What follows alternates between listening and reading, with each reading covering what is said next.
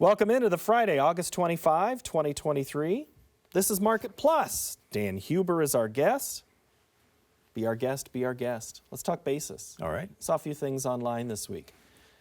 Basis is it still a local story, or have some stories changed with that? Well, basis is always going to be a local story. I mean, particularly now with the not only the ethanol industry, but I mean the way the transportation system is in the country.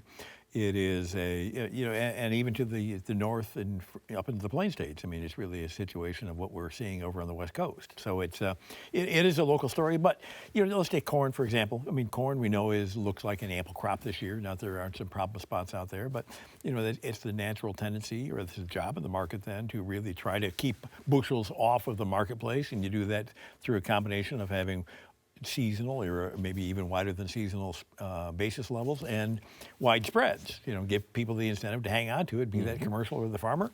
So I don't think there's anything unusual, but I mean, if there's going to be a general rule that applies all the way across, it's probably slightly normal or wider than normal basis levels in the corn market. So if you see something good in your favor, maybe it's the time to act.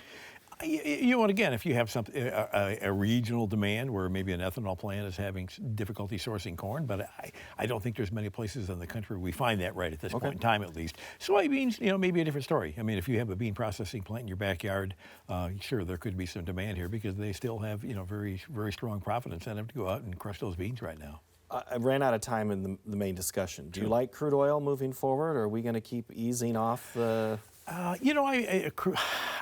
tend to think it's going to continue to slowly deteriorate. I think you've got the commodities as a whole are going to think will turn defenses as we move further into the fall and into next year. They keep talking about the world economy slowing down, but I think the major slowdown is happening in China, and we of course know they are a major user of crude oil. So I think that alone could be enough to start to see a slackening in the crude prices as we move into next year. Let's get to some of the questions that came in via social media. We'll start with Boyce in North Dakota, and he says, Dan, are the large amount of delayed price contracts an indicator that we are about to put in a low in the grains? Well, I think the grain industry puts out price later contracts when they know they're going to have a difficult time maybe putting a crop away. We're really looking at some of the largest inventory in corn we've had for 3 or 4 years. So it's, space might be at a premium this year. So they'll come up with that alternative. Chances are they're maybe not going to be quite as lucrative price-wise as you would storing it. But here again, too, price later contracts are also an effective way to try to get the grain out of the farmer's hands without having to part with any cash up front to do it. So it's always be a little bit careful with those price later contracts unless you're dealing with an inverted market. Sometimes they'll cost you more than they're worth messing around with. You're not a fan of giving up your grain without any option to get it back? It depends. Well, it depends, I guess, on where the overall breakdown of the market is, but no, I mean, in a general rule, if it's just as a substitute for storage, probably not a great alternative. That question got Mark Gold to spin out of his chair last week when we talked about that. But let's go to Troy in Iowa, and Troy wants to know about insurance, and he's asking that the insurance price is set at $590 for spring. How many insurance companies are going to go bankrupt right now, writing out checks if prices don't rally? Well, of course, that's a two-tiered question. Not only is it the lower price, but I mean, you have to throw yield in there. Is yield really going to suffer? Are we looking at yields that could be better in some areas than what were anticipated via the coverage, 80, 85%, whatever the coverage was taken? Yield can compensate a lot for a down price. As far as the actual risk, the way crop insurance is structured, the government ultimately takes the biggest hit in the risk. Insurance companies can decide how much risk they want to assume every year. Now, I don't think, not that there couldn't be some who are just a roll of the dice, but I think they've done a pretty good job of studying how much risk they can accept. So seeing wholesale bankruptcies in the crop insurance industry, I don't think is probably in the cards. See? Troy had a good question last week. Sorry I didn't get to it. We got to it this week. All right, let's go to Shane in Nebraska. Had a chance to talk to Shane at the Iowa State Fair, and he had some good insight for me. And this one he put down on paper. He says, with some national yield estimates for corn around 175 bushels per acre. what would be the probability of corn being over 550? Very slim. Very In slim. fact, I would say non-existent. So Shane, and my insight from Shane was he had been traveling to a few places and he had seen some things and he had described in detail. What's it going to take to get us over 550 then? How about I ask it that way?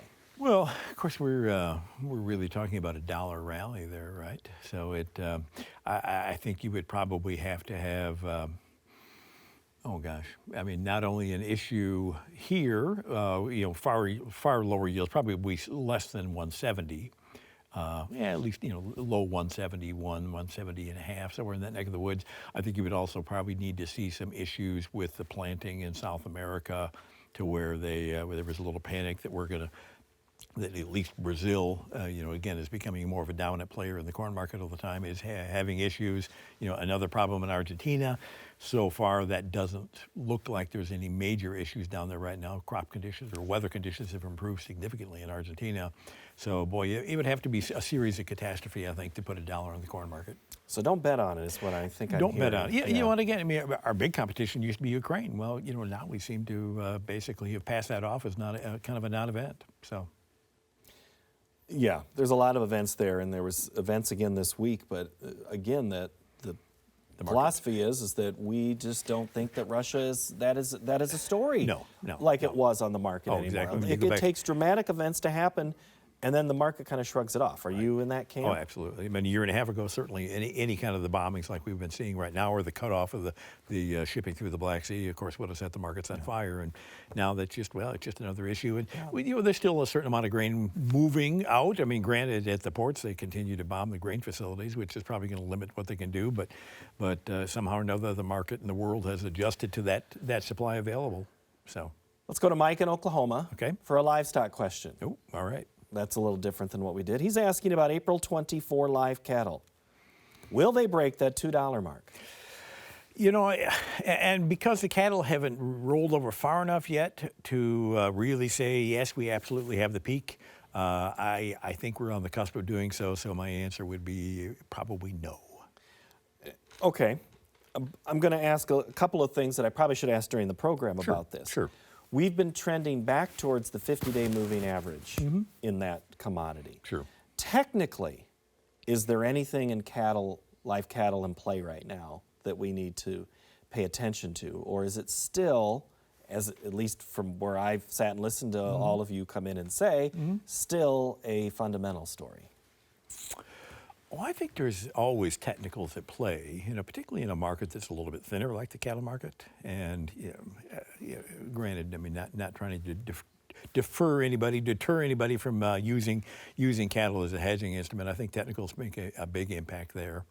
The thinner the markets become, the fewer players you have within the industry, I think the more so that becomes the case.